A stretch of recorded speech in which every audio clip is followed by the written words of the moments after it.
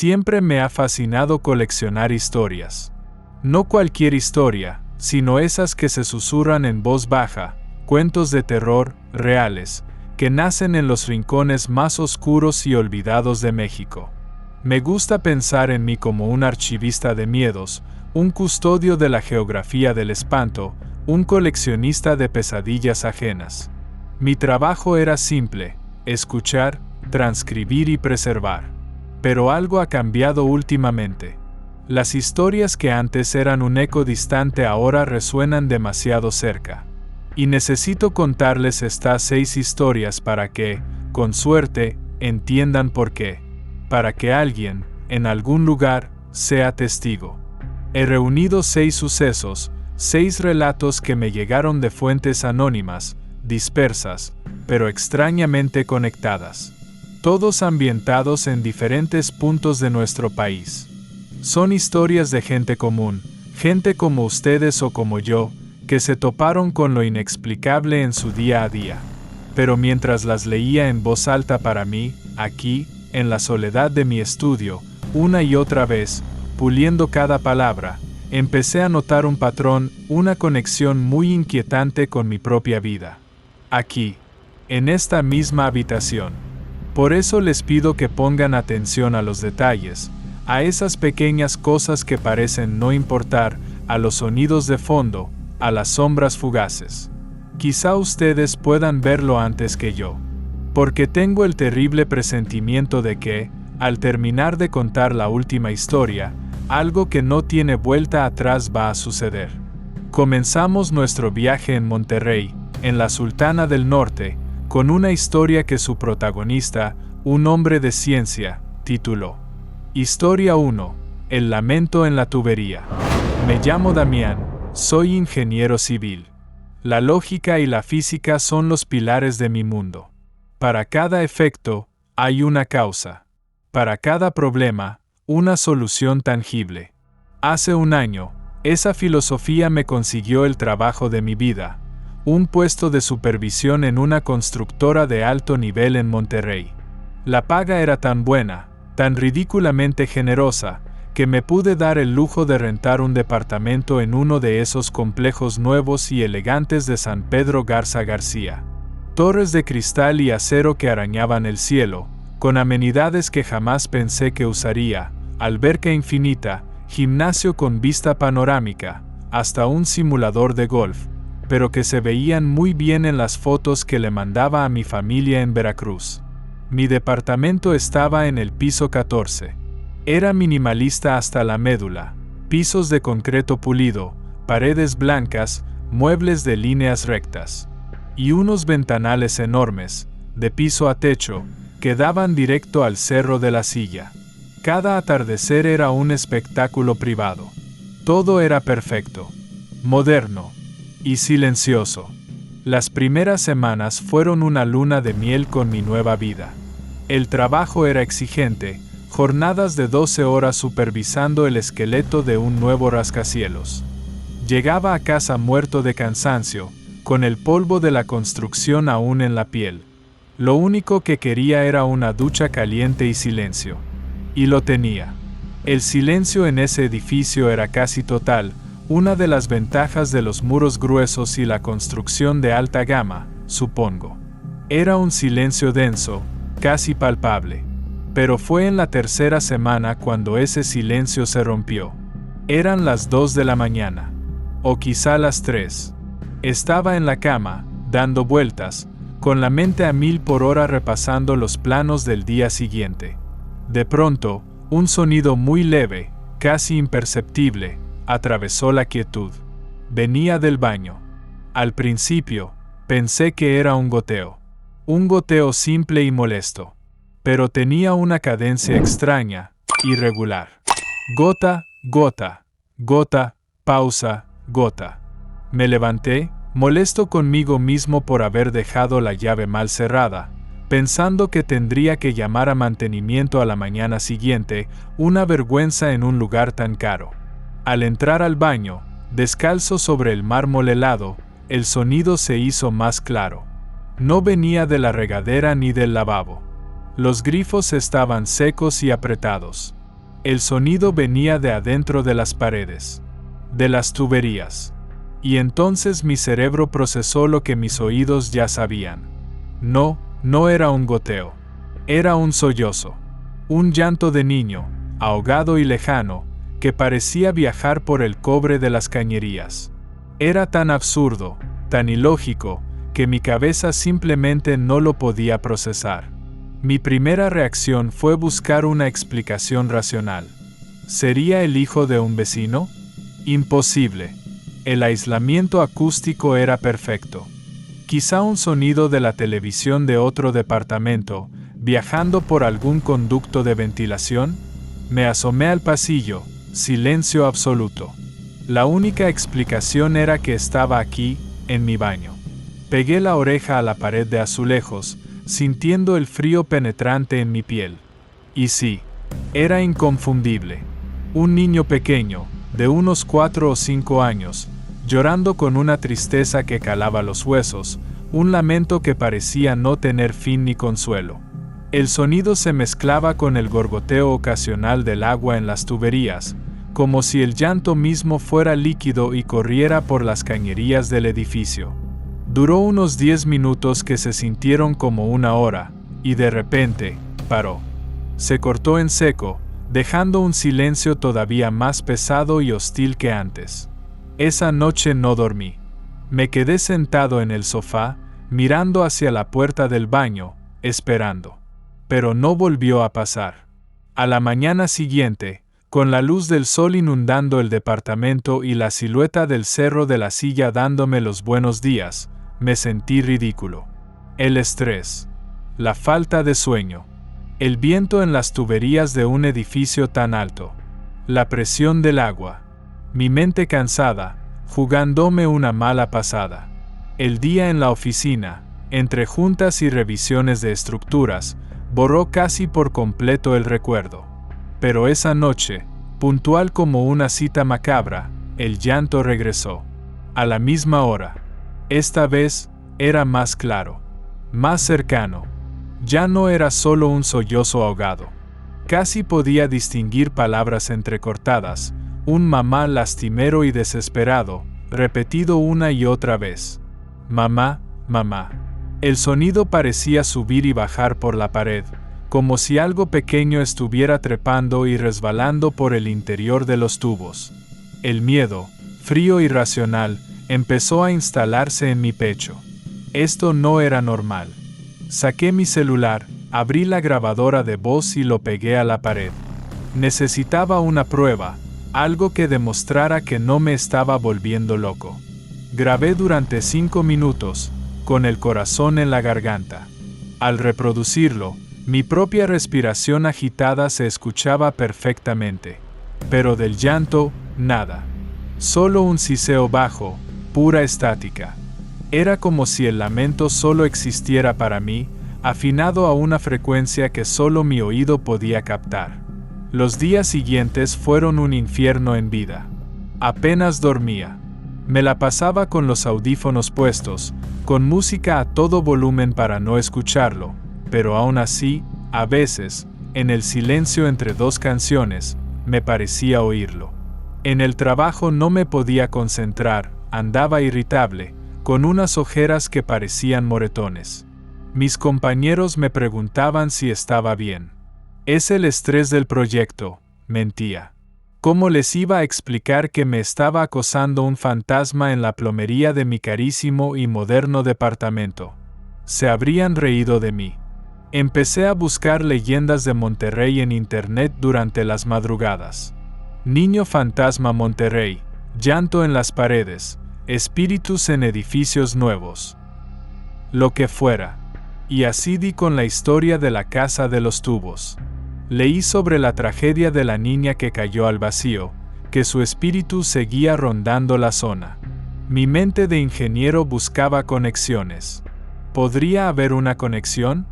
¿Era posible que un espíritu no estuviera atrapado en una casa, sino en la red de agua de toda una zona? Quizá los mantos acuíferos, la memoria del agua, eran ideas descabelladas, pero más lógicas que pensar que tenía a un niño llorando exclusivamente en mi baño. Una noche, después de casi una semana de tortura, harto de la situación, decidí enfrentarlo. Era un hedor que se pegaba en la garganta. Retrocedí, tropecé con el tapete y caí de espaldas en el pasillo. Desde el suelo, aterrorizado, vi cómo la puerta del baño se cerraba de un portazo violento, como si la hubiera pateado alguien invisible. El grito paró. Solo se oía el agua corriendo, que por el resquicio de la puerta veía cómo volvía a ser clara. Pero en el vapor que había empañado por completo el espejo del baño, antes de que se disipara por el extractor, vi 2 palabras escritas por el dedo tembloroso de un niño: tengo frío. Al día siguiente cancelé el contrato de la renta. No di explicaciones. El administrador me miró con desprecio cuando le dije que me iba. Perdí todo el depósito, una fortuna, pero no me importó. Mientras empacaba mis cosas a toda prisa, con el sol de la tarde entrando por los ventanales, el silencio era total. Absoluto. No había llantos, no había susurros. Pero justo cuando cerraba la última maleta, un último sonido vino del baño. Un chapoteo suave, como de un niño jugando en un charco. Y luego, una risa.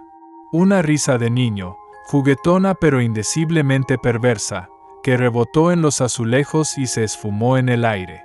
En ese momento supe que no estaba huyendo de un eco del pasado, sino de algo que estaba muy, muy vivo. Nunca volví a mirar atrás. Un detalle curioso, ¿no? Justo mientras leía este relato en voz alta por primera vez, preparándome, la tubería que pasa por esta pared, aquí detrás de mi silla, empezó a hacer un ruido. Historia 2. El pasajero de medianoche. Me llamo Ismael. Llevo 15 años de mi vida sobre el asfalto, manejando un tráiler por toda la República. Me conozco cada curva, cada bache, cada fonda con buen café y cada leyenda que se cuenta en las paradas de camioneros entre el humo del cigarro y el ruido de los motores. He oído de todo, que si los fantasmas de la carretera a Saltillo, que si las luces de ovnis sobre el Popocatépetl, que si el charro negro te ofrece un pacto cerca de Guadalajara. Siempre he sido muy escéptico. Para mí, el único fantasma real es el sueño cuando te está venciendo a las 4 de la mañana y la línea amarilla empieza a bailar. O al menos, así era hasta el mes pasado. Cubría la ruta de Cuautla a la Ciudad de México, una que he hecho cientos de veces. Era una noche sin luna, de esas en que la oscuridad es tan densa que parece tener peso, que se come el asfalto y los faros de la bestia de 18 ruedas apenas le abren un túnel. Pasada la medianoche, en un tramo particularmente solitario, vi una figura a un lado de la carretera. Una mujer. Llevaba un vestido rojo, de un rojo brillante, casi luminoso, algo totalmente fuera de lugar en medio de la nada a esas horas de la madrugada. Mis faros recortaban su silueta, su pelo negro y largo se movía con el aire que levantaba mi camión al pasar. No hizo señas. Solo estaba ahí, parada, esperando. Normalmente, jamás me detengo. Se sentó y cerró la puerta con un sonido suave. «Gracias», dijo. Su voz era bonita, melodiosa, pero fría como el aire de la sierra en invierno. «¿A dónde va?», pregunté, tratando de que no se me notara lo nervioso que estaba, intentando sonar profesional. «A casa», respondió, mirando fijamente al frente, a la carretera que se perdía en la noche. «Siga derecho. Yo le aviso dónde». La cabina, que siempre huele a diésel, a café y a mí, se llenó de un perfume dulce y penetrante, como de nardos recién cortados. Inmediatamente pensé en un velorio. Un olor a funeral. Arranqué de nuevo, con el corazón a 1000 por hora, sintiéndome un idiota. Traté de hacerle plática para calmar mis propios nervios. Le pregunté su nombre, de dónde venía, qué hacía una mujer tan bien vestida sola por ahí. A todo me respondía con 1 o 2 palabras, o con un silencio que era todavía peor, un silencio que absorbía el sonido del motor. «Bonito vestido», dije, intentándolo de nuevo. «Era para una fiesta», respondió, sin mirarme. «¿Y qué tal la fiesta?» «Se acabó pronto», dijo, y su tono no dejó lugar a más preguntas. Fue entonces cuando me di cuenta de que no parpadeaba. Sus ojos, grandes y oscuros, estaban fijos en la carretera. Su piel era pálida, casi transparente bajo la luz verde del tablero. El vestido rojo parecía tragarse la poca luz que había en la cabina. Silencio total y absoluto. Estábamos en completa oscuridad. No podía verla, pero la sentía. Sentía su frío a mi lado, una ausencia de calor que dolía. El olor a nardos era ahora asfixiante, me daban náuseas. «Gracias por traerme», susurró su voz, pero esta vez no vino del asiento del copiloto. Vino de justo detrás de mi nuca, como si estuviera en el asiento de atrás. Justo en mi oído. Y se fue. Simplemente, la presencia desapareció. La sensación de frío se disipó. El olor se desvaneció. Me quedé paralizado por unos segundos, quizá minutos. Finalmente, con la mano temblando, giré la llave. El motor rugió a la primera. Las luces se encendieron, potentes, normales. Todo normal. Iluminé el camino de tierra con los faros. No llevaba a ninguna parte. A unos 50 metros, terminaba abruptamente en la reja oxidada de un pequeño cementerio rural, de esos que llevan décadas abandonados. Y justo al final del camino, frente a la reja, había una lápida solitaria, de un mármol más nuevo que las demás. Con la luz alta del tráiler podía leer la inscripción. Leí un nombre de mujer. Y una fecha de muerte. Del año anterior. Sobre la tierra removida, alguien había dejado un ramo fresco de nardos y una pequeña cinta de seda roja, idéntica al color de su vestido. Mientras contaba esa historia, he estado escuchando algo. Un motor. Afuera, en la calle. Lleva un rato ahí, prendido, pero sin moverse. No es el coche de ningún vecino. Es un sonido grave, potente, como de un camión o un auto con motor grande. Y cada vez que hago una pausa para respirar, como ahora, me parece que acelera un poco. Un leve rugido. Como si me estuviera esperando. No, no es nada. Es una ciudad ruidosa. Tiene que ser una coincidencia. ¿Verdad? Nuestra tercera parada es Xochimilco, un lugar de una belleza casi surreal, de trajineras y flores, pero también de secretos oscuros que flotan en sus canales. Esta historia se llama Historia 3, la colección de Julián. Soy fotógrafo, pero no me interesan las fotos de postal. Me gusta capturar la otra cara de los lugares turísticos. No la sonrisa para el turista, sino la mugre, la decadencia, la belleza melancólica de lo olvidado. Por eso Xochimilco siempre me llamó la atención. Más allá de las trajineras llenas de música y fiesta, hay una atmósfera casi fúnebre, especialmente al amanecer o al atardecer, cuando la niebla se levanta del agua.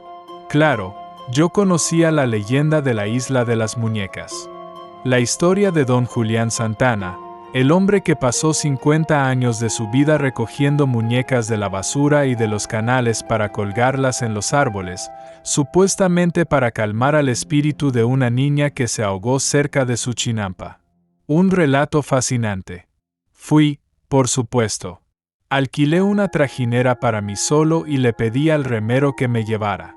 Tomé mis fotos. Las muñecas eran grotescas, sin duda.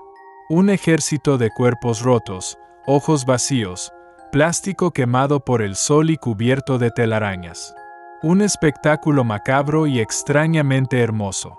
Pero mi historia no es sobre esa isla. Es sobre lo que pasó después, cuando creí que la experiencia había terminado.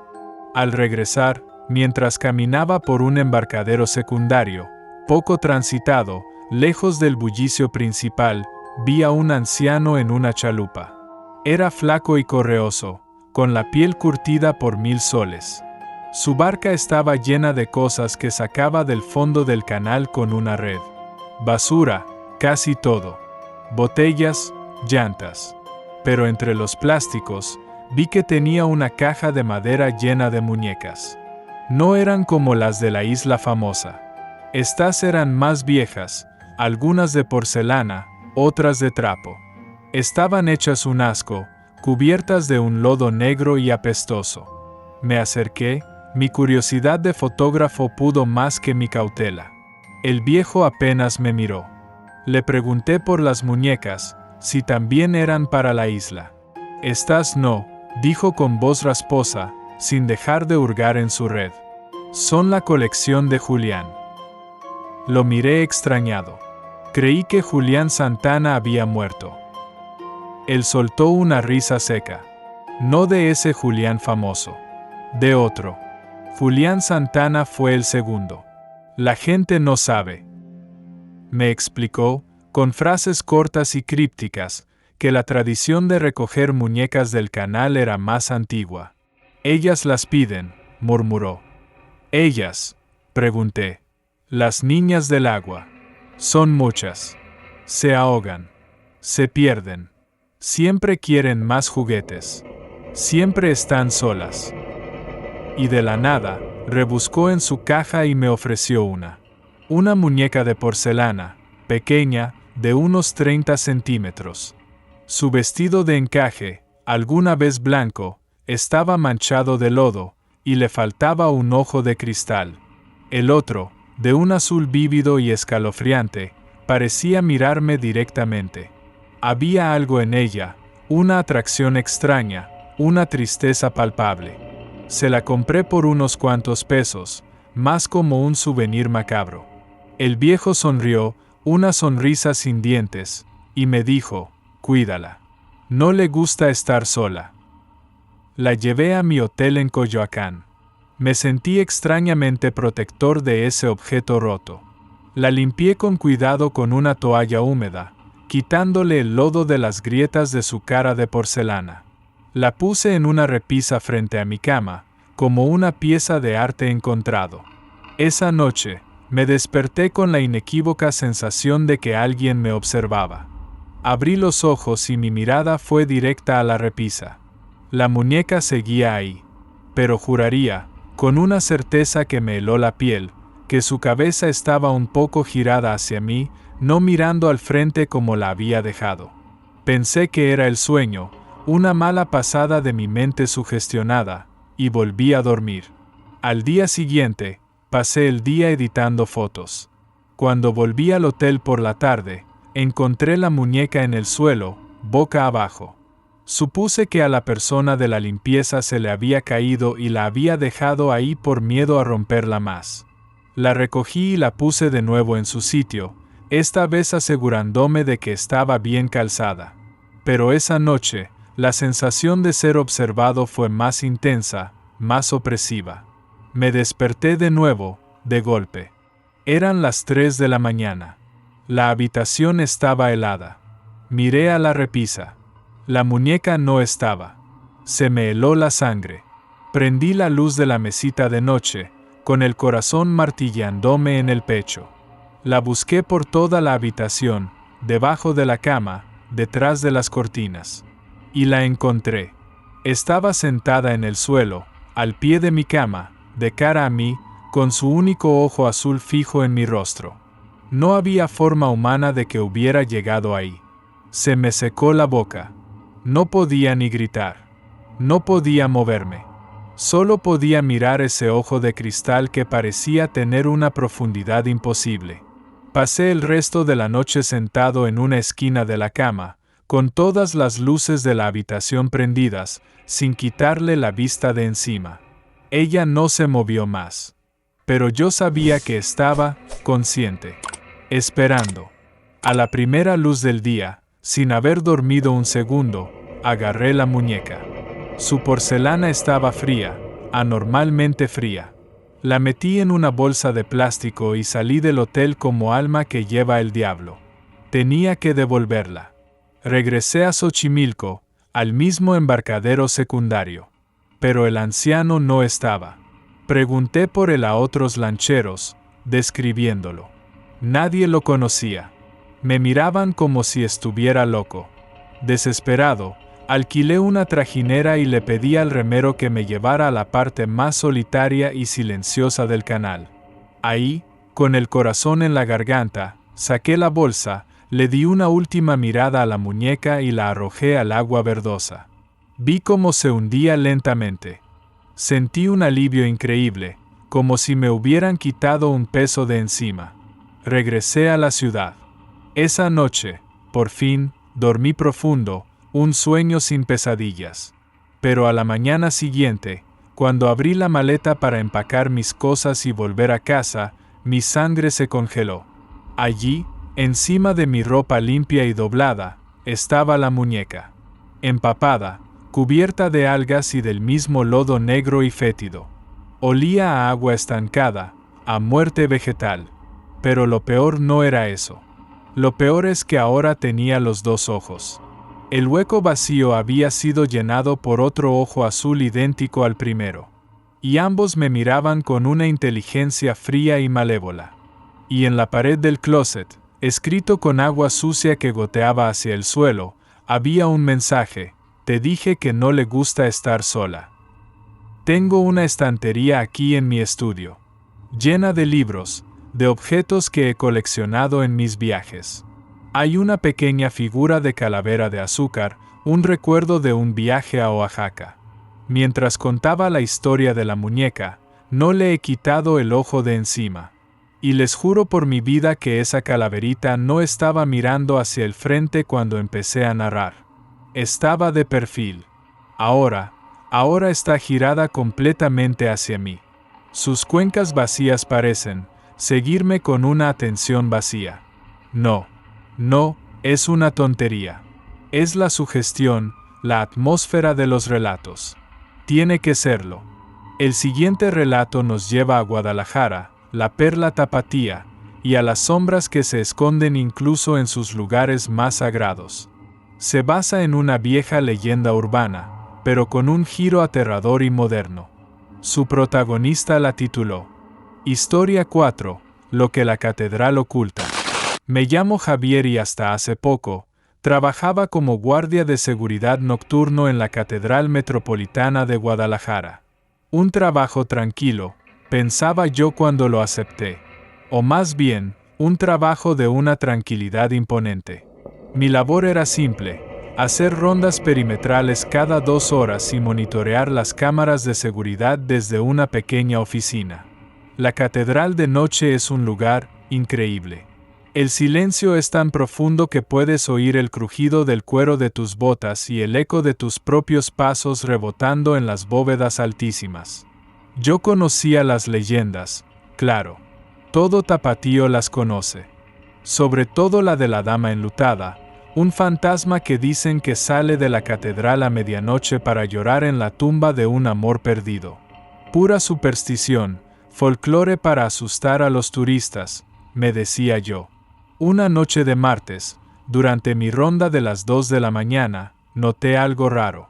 La puerta que da a las criptas subterráneas, una pesada reja de hierro forjado que siempre, está cerrada con 3 candados de latón, estaba entreabierta. Me acerqué con la linterna en alto, el corazón empezando a latir un poco más rápido. Los 3 candados estaban en el suelo, abiertos, pero no forzados. Como si alguien los hubiera abierto con su llave.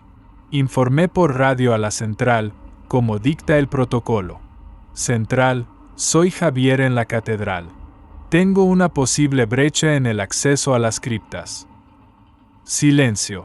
Volví a intentarlo. Central, me copia. Solo se oía estática. El protocolo dice que espere refuerzos, que no entre solo.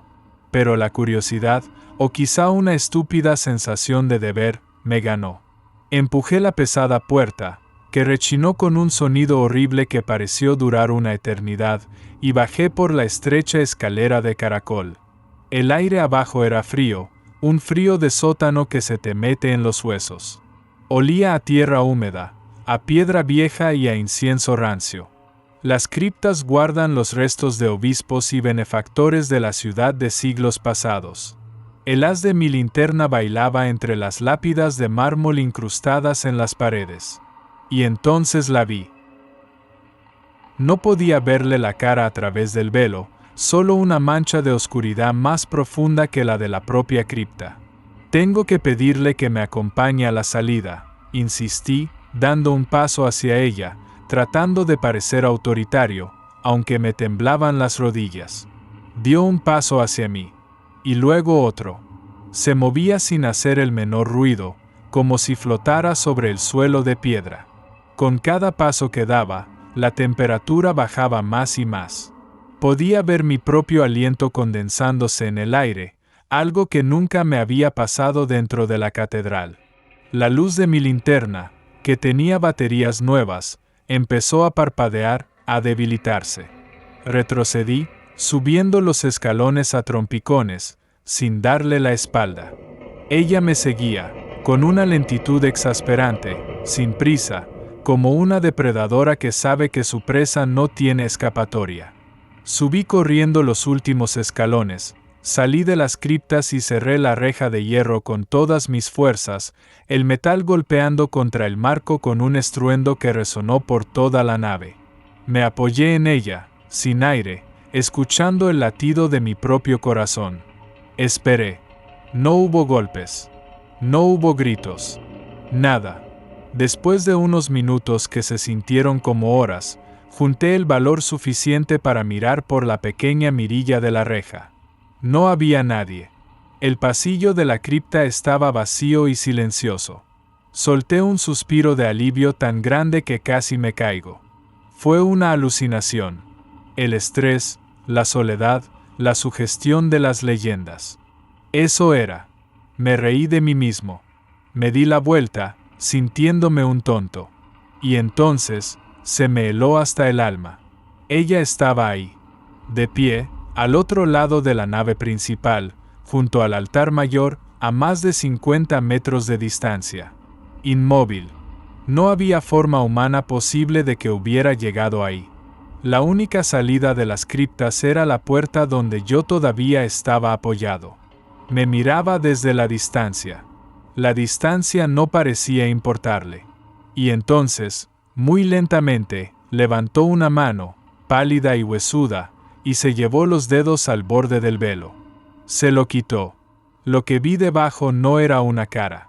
No era una calavera. Era un espejo. Un reflejo perfecto y nítido de mí mismo. Mi propio rostro, con los ojos desorbitados por el pánico, la boca abierta en un grito silencioso. Y mientras la miraba, horrorizado e inmóvil, mi reflejo en esa no cara sonrió. Una sonrisa ancha, imposible, que no era humana, una sonrisa de depredador que ha acorralado a su presa. Luego, todo se volvió negro. Desperté horas después, tirado en el suelo frío de la catedral. Mis compañeros del turno de día me encontraron. Renuncié ese mismo día. Pero a veces, cuando me miro en el espejo para afeitarme, por una fracción de segundo, antes de que mi cerebro lo corrija, veo esa sonrisa de nuevo en mi propio rostro. Y sé que lo que vi en la catedral no era un fantasma que llora a un amante. Era un presagio. Y todavía me está esperando. Acaba de pasar. Justo ahora, mientras decía las últimas palabras. Una sombra. Vi una sombra alta y delgada pasar por el marco de la puerta de mi estudio. No fue un reflejo en la pantalla, no fue un truco de luz. Era sólida, oscura, iba vestida de negro. Estoy intentando convencerme de que es la paranoia, que la tensión de estas historias me está afectando. Pero el frío que ha dejado a su paso en la habitación es real. Es el mismo frío de sótano del que hablaba Javier. Esto se está poniendo demasiado real. La siguiente historia es sobre pactos desesperados y precios impagables. Nos vamos a una cantina perdida en los campos agaveros de Jalisco. Se llama Historia 5. El contrato en la cantina. La tierra de mi padre se estaba muriendo. Literalmente. La sequía de ese año había sido brutal, la peor que recordaban los viejos. El polvo rojo se levantaba con el viento y las plantas de agave, normalmente tan resistentes, se veían tristes, con las hojas caídas y amarillentas. Los bancos ya no nos querían prestar ni un centavo más. Estábamos a punto de perderlo todo. La tierra que había sido de mi abuelo, y del padre de mi abuelo. La desesperación es un ácido que disuelve la lógica y la moral. Te hace considerar cosas que nunca hubieras imaginado. En una de esas noches de insomnio, ahogando las penas con un tequila barato en la tienda del pueblo, un viejo jornalero, de esos con la piel como cuero y los ojos llenos de sabiduría y resignación, me oyó quejarme. Se acercó y me habló de la última moneda, una cantina que no aparece en ningún mapa. Ahí no se va a beber, me dijo en voz baja, casi un susurro. Ahí se va a negociar. Si tienes el valor, y parece que ya no tienes nada que perder, pregunta por el patrón. Una semana después, con la última notificación del banco en el bolsillo, manejé hasta donde me indicó el viejo, un cruce de caminos de tierra sin nombre, a 1 hora de tequila. Y ahí estaba. Una construcción de adobe, casi en ruinas, con una sola luz amarillenta sobre la puerta. Sin letrero. Al entrar, el ambiente era pesado, denso. Había pocos hombres, sentados solos en las mesas, todos con la mirada perdida en sus vasos. Olía a polvo, a tequila del malo y a algo más, un olor metálico, como a sangre seca. Me acerqué a la barra. El cantinero era un hombre enorme, sin cuello, con una cicatriz que le cruzaba la cara desde la ceja hasta la barbilla. No me dijo nada. Solo me miró. Tragando saliva, con la boca seca, le dije, vengo a ver al patrón. El cantinero me estudió un momento, sus ojos pequeños y sin vida parecieron pesar mi desesperación. Luego, sin decir una palabra, señaló con el pulgar una puerta de madera al fondo. Tus agaves serán los más cotizados de la región. ¿Y qué pide a cambio?, pregunté, con el corazón latiéndome con una mezcla de esperanza y terror absoluto. Oh, algo muy simple, respondió, reclinándose en su silla. No quiero tu alma, como dicen las viejas historias. Eso es, anticuado y poco práctico. Quiero tu nombre, tu historia, los recuerdos de tu familia en esa tierra. El primer beso que diste bajo ese árbol de pirul, el día que tu padre te enseñó a jimar un agave, la cara de tu madre al verte nacer. Todo lo que te hace ser quien eres. A cambio, tendrás riqueza, pero serás un extraño en tu propia vida. Nadie te reconocerá. Serás un fantasma en tu propia felicidad. Un trato justo, ¿no crees? Prosperidad a cambio de identidad. La oferta era monstruosa, inhumana. Pero la imagen del rostro derrotado y gris de mi padre me vino a la mente. La posibilidad de devolverle la tranquilidad. Acepté. Mi sí fue apenas un susurro. El charro sonrió de nuevo, esta vez una sonrisa de triunfo. No hubo contrato de papel, no hubo plumas de sangre. Simplemente me tendió la mano por encima de la mesa. Al estrecharla, sentí un frío glacial que me subió por el brazo y un dolor agudo y punzante en el centro del pecho, como si me arrancaran algo de adentro con un gancho. Salí de la cantina aturdido, tropezando. Cuando llegué a mi camioneta, sentí una gota en la frente. Y otra. Empezó a llover. No una llovizna, sino una lluvia torrencial, un diluvio. Al llegar al rancho, mis padres bailaban de alegría en el porche, empapados y felices. Corrí a abrazarlos. Pero mi padre me apartó, con fuerza. ¿Y usted quién es? ¿Qué hace en mi propiedad? me preguntó, confundido y a la defensiva. Mi madre me miraba con miedo. Intenté explicarles, grité mi nombre, el apodo que solo ellos usaban para mí, pero me miraban como a un loco, como a un extraño peligroso. Mi propio perro, que me había adorado toda la vida, me ladraba con una furia que nunca le había visto. En la mesa de la cocina, el periódico del día anunciaba con júbilo que un banco nacional, en un acto de generosidad sin precedentes, había perdonado las deudas de varios agricultores de la región, incluyendo el nombre de mi padre. Y en la pared, donde siempre estuvo colgada mi foto de graduación, ahora había un retrato de un joven sonriente que nunca había visto en mi vida. Lo había perdido todo. O más bien, lo había vendido. La tierra era próspera, mi familia feliz y rica, pero yo ya no era parte de su mundo. Ahora vago por los caminos, sin nombre, sin pasado, con los bolsillos llenos de un dinero que no tiene valor. Y a veces, en las noches más oscuras, en el cruce de un camino solitario, me parece ver la silueta de un hombre a caballo, vestido de un negro impecable, y su risa suave y aterciopelada me persigue en el viento, recordándome el precio de mi última moneda. Hay un olor en la habitación. Justo ahora. Como cuero viejo y azufre. Como un cerillo recién apagado. Y la sensación de que no estoy solo es abrumadora. Ya no es una sospecha. Es una certeza. Es una presencia pesada, opresiva. Siento como si alguien estuviera de pie, justo detrás de mi silla. No me atrevo a voltear. Tengo que terminar. Tengo que contar la última historia. Quizá al terminar, todo esto pare. Esta última historia me llegó sin título. Es de la Ciudad de México. Es la que lo une todo. Es la que me está pasando a mí. Historia 6. La última transmisión. Ernesto de la Peña tenía la voz perfecta para la radio nocturna. Aterciopelada, grave, tranquilizadora.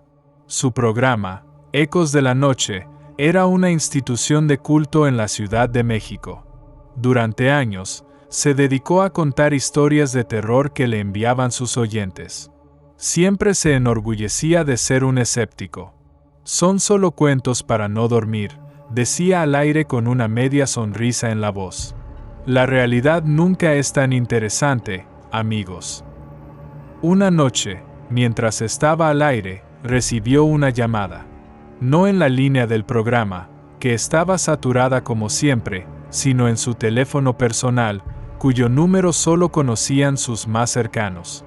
La voz al otro lado era neutra, sin inflexiones, casi mecánica.